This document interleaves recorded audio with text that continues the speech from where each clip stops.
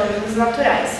Os relâmpagos eram os que mais chamavam a atenção, constam em vários textos religiosos antigos como manifestações de deuses ou punições divinas.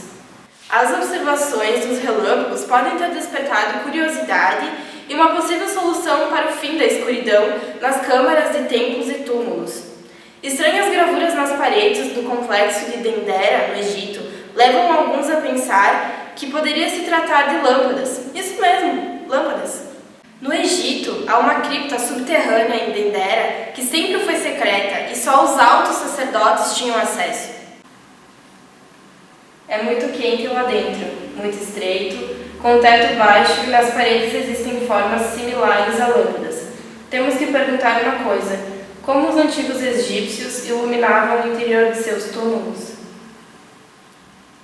De acordo com os principais arqueólogos, os egípcios antigos usavam tochas para iluminar as câmaras de templos e túmulos, mas em nenhum lugar do teto há vestígios de sujeira ou resíduos de fumaça.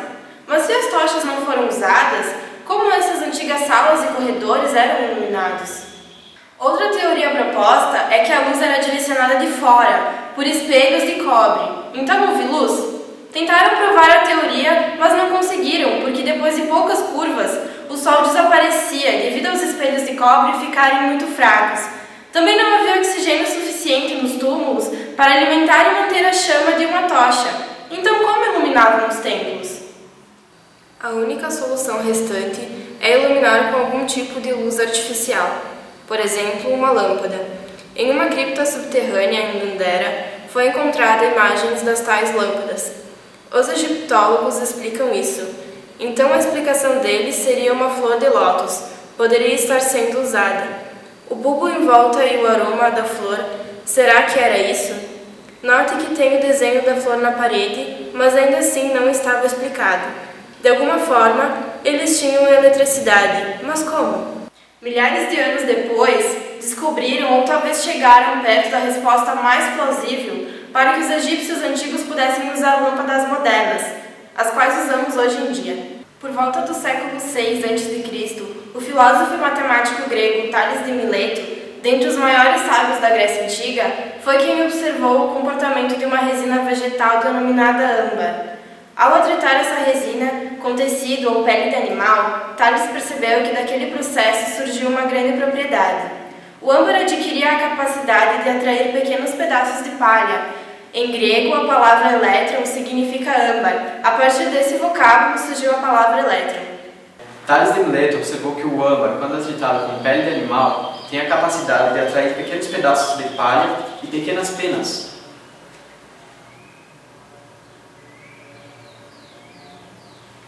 Isso deve-se ao fato de que o âmbar sofre um processo de eletrização por atrito. Quando atritado, o âmbar ganha elétrons, ficando carregado negativamente. Em decorrência disso, ele acaba atraindo alguns objetos.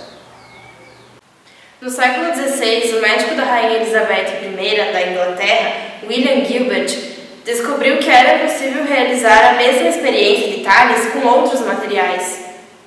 Temos aqui também um aparelho para demonstrar um processo de eletrização por atrito. É composto basicamente de plástico e de PVC. Basta pegar um pedaço de papel e atritar com um cano de PVC. Nesse processo, o papel acaba cedendo elétrons para o PVC, deixando carregado negativamente. Aproximando do plástico, percebe-se que ele começa a girar.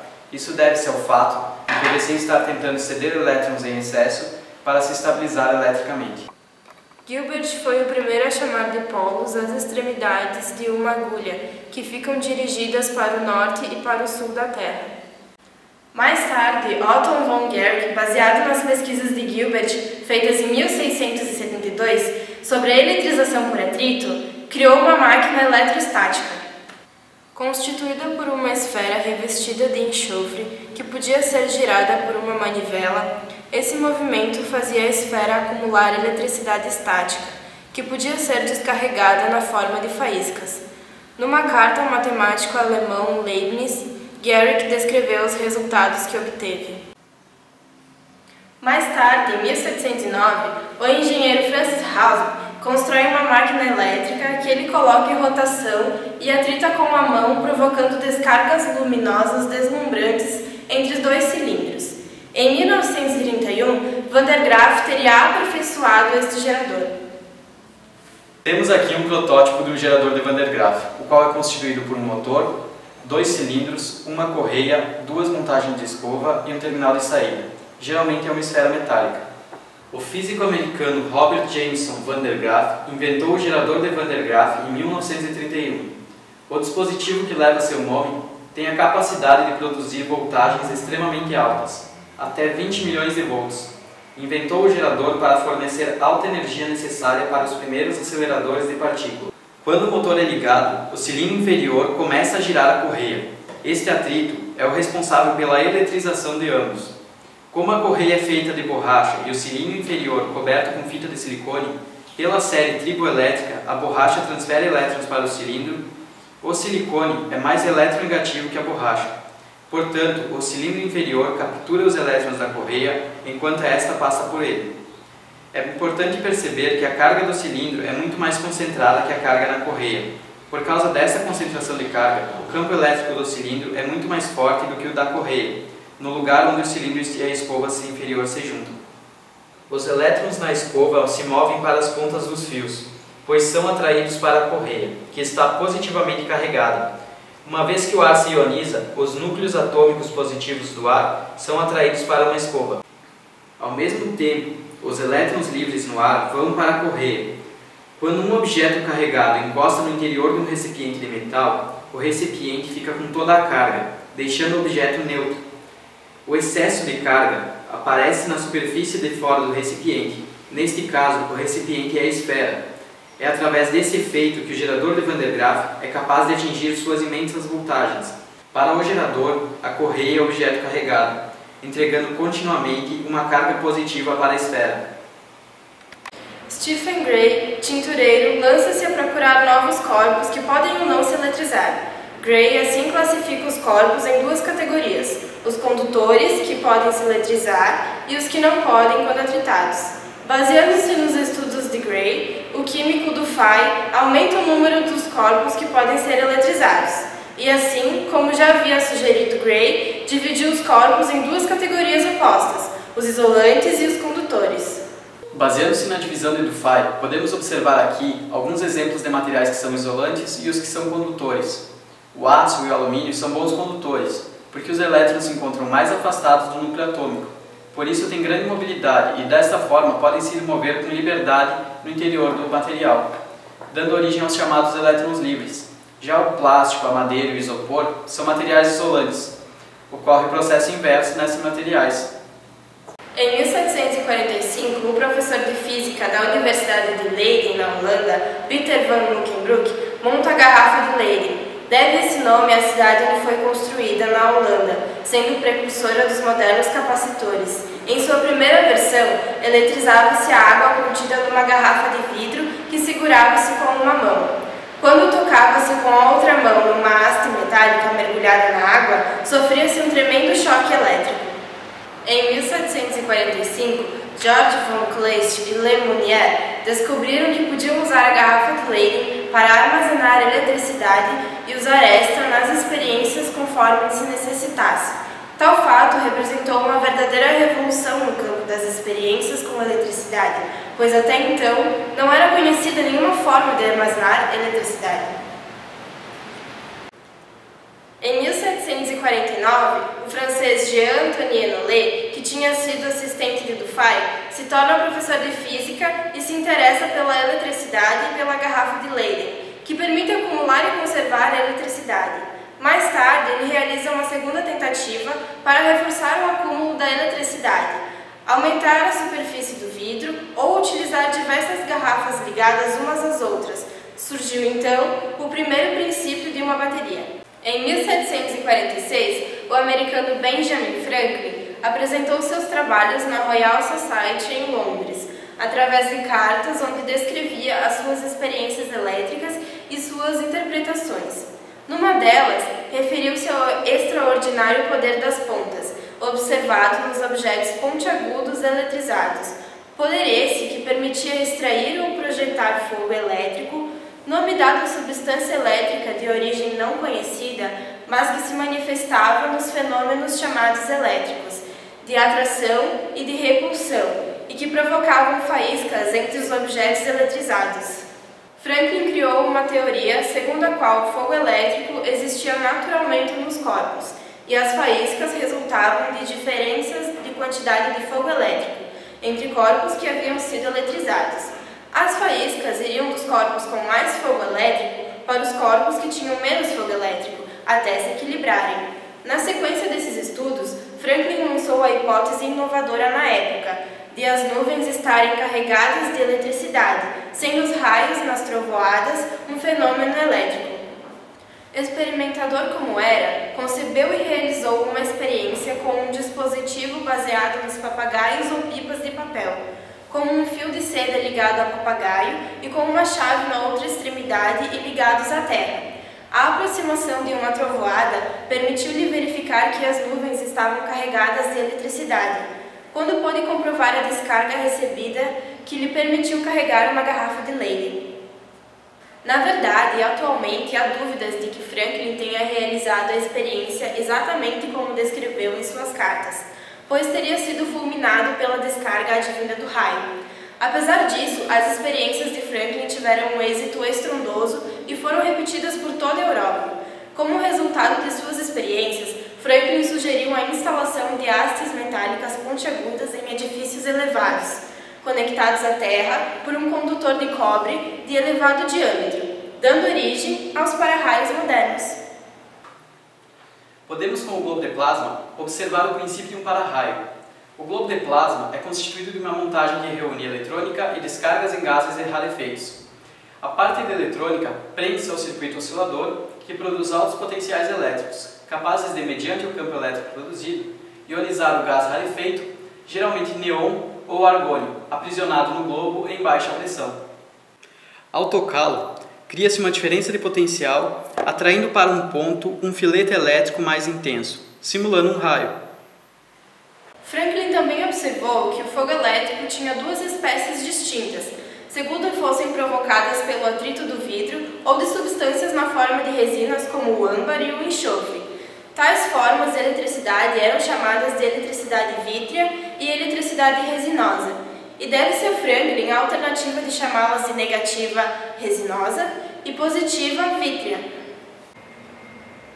Em 1786, o italiano Luiz Galvani, médico e professor da Universidade de Bolonha, interessou-se sobre a influência da eletricidade em seus estudos. Ele trabalhou com garrafas de Leyden e coxas de rã, tentando explicar as contrações que observava quando tocava nelas com um bisturi. Descobriu que músculos e células nervosas eram capazes de produzir eletricidade, que ficou conhecida então como eletricidade galvânica. Mais tarde, Galvani demonstrou que essa eletricidade é originária de reações químicas. Foi a pista para a criação da pilha de volta. Em 1785, o francês Charles Auguste de Coulomb, físico e engenheiro militar, inventa a balança de torção, dispositivo capaz de medir forças de tração elétrica e magnética com muita precisão. Coulomb, então, em 1787, estabeleceu a relação entre força elétrica, quantidade de carga e distância, dando origem à famosa lei de Coulomb, que postula que a força entre duas partículas possuindo carga elétrica é proporcional ao produto das cargas e inversamente proporcional ao quadrado da distância entre elas, sendo atrativa para cargas de sinal oposto e repulsiva para cargas do mesmo sinal. Em 1800, o também italiano Alessandro Volta, após ter criado o eletróforo, instrumento que podia ser usado como um estoque portátil de carga elétrica e assim transferir cargas para outros dispositivos, ou mesmo carregar uma garrafa de Leyden, apresenta sua pilha, que funciona como um circuito fechado. A pilha voltaica usava dois materiais diferentes, separados por substâncias químicas úmidas para produzir um fluxo de carga elétrica. A pilha voltaica original usava três tipos de discos: zinco, papelão ou couro e cobre. Em 1819, o dinamarquês Hans Christian Ørsted mostrou a relação entre eletricidade e magnetismo, na qual uma corrente elétrica faz desviar uma agulha imantada de sua posição norte-sul, fenômeno conhecido como eletromagnetismo. A descoberta de Ørsted foi a base do motor elétrico e do eletroímã. Temos aqui 4 pilhas, um fio condutor e uma bússola. Conectando o fio às pilhas, gera-se uma corrente elétrica. Oster observou que o fio condutor atravessado pela corrente elétrica tinha o poder de desorientar uma bússola. Isso deve-se ao fato de que um fio condutor atravessado por uma corrente elétrica gera um campo magnético circular em sua extremidade. Este campo magnético gerado faz com que a agulha da bússola sofra uma variação. Pega o fio e conecta a pilha. Em 1820, o francês André-Marie Ampère, partindo das experiências feitas pelo dinamarquês Ørsted sobre o efeito magnético da corrente elétrica, descobre que não somente as correntes agem sobre os ímãs, mas elas também agem umas sobre as outras. Descobriu as leis que regem as atrações e repulsões das correntes elétricas entre si. Para precisar a força exercida entre dois circuitos elétricos, é necessário caracterizar a corrente que percorre cada circuito. Ampère propôs chamar de intensidade de corrente a quantidade de cargas que atravessa o fio durante 1 segundo. Em sua homenagem, foi denominada de Ampère a unidade de medida de corrente elétrica, e Maxwell apelidou de Newton da eletricidade. O físico e químico inglês Michael Faraday foi um dos primeiros a estudar as conexões entre eletricidade e magnetismo. Em 1821, Faraday publicou seu trabalho, que chamou de rotação eletromagnética, que é o princípio do motor elétrico. Em 1831, Faraday descobriu a indução eletromagnética, o princípio por trás do gerador e do transformador elétrico. Suas ideias sobre os campos elétricos e magnéticos e a natureza dos campos em geral inspiraram trabalhos posteriores nesta área. Os campos do tipo que ele citou são conceitos chaves da física atual. Temos aqui então uma bobina, um multiteste e um ímã. Faraday observou que o campo magnético variável no tempo gera um campo elétrico induzido. Vamos comprovar isto. Basta conectarmos o multiteste na bobina para medirmos a corrente elétrica que será gerada. Ao aproximar e afastar o ímã, estamos variando o campo magnético no interior da bobina, gerando um campo elétrico induzido e fazendo com que passe pela bobina corrente elétrica, que detectaremos com o amperímetro. Michael Faraday também conduziu um experimento para demonstrar que uma superfície condutora eletrizada possui campo elétrico nulo em seu interior. Dado que as cargas se distribuem de forma homogênea na parte mais externa da superfície condutora, por isso estamos seguros dentro de um carro a descargas elétricas.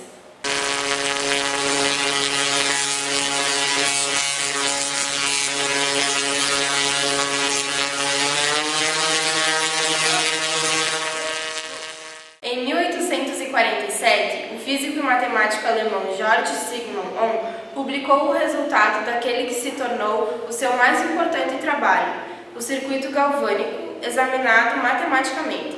Esse trabalho definiu o que conhecemos hoje como a lei de Ohm. A intensidade da corrente elétrica que percorre um condutor é diretamente proporcional à diferença de potencial e inversamente proporcional à resistência elétrica do circuito. Esse trabalho não recebeu o merecido conhecimento na sua época, tendo a famosa lei de Ohm permanecido desconhecida até 1841. Em 1833, o russo Heinrich Friedrich Emil Lenz apresentou uma regra, atualmente conhecida como a lei de Lenz, a relação entre o sentido da corrente elétrica induzida em um circuito fechado e o campo magnético variável que induziu. Ele observou que a corrente elétrica induzida produzia efeitos opostos às suas causas. Mais especificamente, Lenz estabeleceu que o sentido da corrente elétrica induzida é tal que o campo magnético criado por ela opõe-se à variação do campo magnético que a produziu. Em outras palavras, para gerar uma corrente induzida, é necessário gastar energia. James Clerk Maxwell foi um físico e matemático britânico. Ele é mais conhecido por ter dado a sua forma final à teoria moderna do eletromagnetismo, que une a eletricidade, o magnetismo e a ótica. Esta é a teoria que surge das equações de Maxwell, em 1864, assim chamadas em sua honra porque ele foi o primeiro a escrevê-las juntas. Maxwell demonstrou que os campos elétricos e magnéticos se propagam no vácuo com velocidade da luz. Thomas Alva Edison foi um inventor e empresário dos Estados Unidos, que desenvolveu muitos dispositivos importantes de grande interesse industrial. Na sua vida, Thomas Edison registrou 2.332 patentes. Entre as suas contribuições mais universais para o desenvolvimento tecnológico e científico, e pelo qual ficou mais famoso, foi a invenção da lâmpada elétrica incandescente em 1879. O croata Nikola Tesla desenvolveu o modelo polifásico alternado que conhecemos atualmente, além de realizar 40 patentes básicas dos Estados Unidos sobre o sistema. Em fevereiro de 1882, Tesla descobriu o campo magnético rotativo, um princípio fundamental na física e na base de quase todos os dispositivos que usam corrente alternada. Tesla brilhantemente tinha adaptado o princípio da rotação de campo magnético para a construção do motor de indução alternado atual e o sistema polifásico para a geração, transmissão, distribuição e utilização de energia elétrica. Hoje, a eletricidade é gerada a partir da conversão de energia mecânica por meio de suas invenções. Contudo, é consenso entre todos aqueles que conhecem a história de Tesla e as necessidades do mundo moderno, que sua maior conquista foi o sistema polifásico de corrente alternada, que é hoje a forma como todo o globo é iluminado. Tesla inventou, por volta de 1890, uma bobina que leva seu nome, um transformador ressonante capaz de gerar uma tensão altíssima com grande simplicidade de construção. Ele pensava em usar sua bobina para transmitir energia a longas distâncias, sem utilizar para isso fios. Chegou a pensar em utilizá-la em comunicações, também sem o uso de fios, embora isso não fosse seu principal interesse. Na verdade, as primeiras tentativas de transmissão de sinais por ondas eletromagnéticas valeram-se da bobina de Tesla. Entretanto, a relação sinal-ruído era muito alta. Bobinas de Tesla já foram usadas em transmissores de rádios primitivos, dispositivos de eletroterapia e geradores de alta tensão para aplicações em física de alta energia. A aplicação mais comum atualmente é para demonstrações sobre eletricidade em alta tensão, gerando faíscas elétricas que podem ter vários metros de comprimento. O descobrimento do elétron por Joseph John Thomson na década de 1890 pode ser considerado o marco da passagem da ciência da eletricidade para a da eletrônica, na qual proporcionou um rápido avanço tecnológico.